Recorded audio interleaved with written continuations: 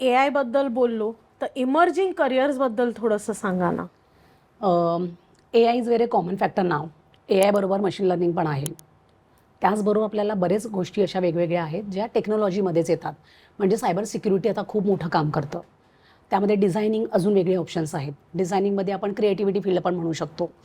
म्हणजे फक्त आपण AIचं लक्षात न घेता जे मुलं क्रिएटिव्ह आहेत तर ते designing, animation, UI UX designing असे किंवा डिजिटल मार्केटिंग किंवा ग्राफिक डिझायनिंग असे ऑप्शन्सचा विचार करू शकतो आपण.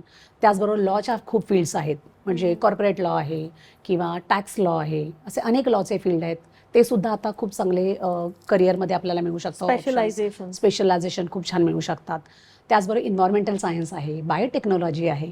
तर असे काही करिअर्स आहेत ज्याच्यामध्ये आपल्याला खूप छान स्कोप आहे.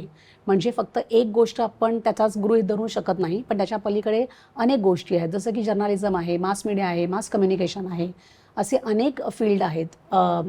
वेडिंग प्लॅनर आता मस्त चाललेलं आहे, इव्हेंट मॅनेजमेंट आहेत. तर जिथे खरंच AIच्या पलीकडे आपण जाऊन काम करू शकतो. तर असे खूप इमर्जिंग करिअर्स आहेत ज्याच्याबद्दल मुलं विचार करू शकतात.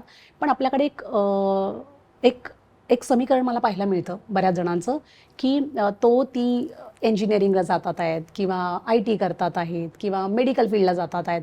पण त्याच्या पलीकडे बरेच ऑप्शन्स आहेत, की सध्या असं म्हणणे मी फिजिओथेरपी किंवा ऑक्युपेशनल थेरपी, स्पीच थेरपी हे किती सुंदर करिअर आहे. ह्याच्यामध्ये ॲक्च्युली विद्यार्थी विचार करू शकतात. म्हणजे फक्त मेडिसिन नाही, तर हे पण ऑप्शन्स आहेत की आपल्याकडे.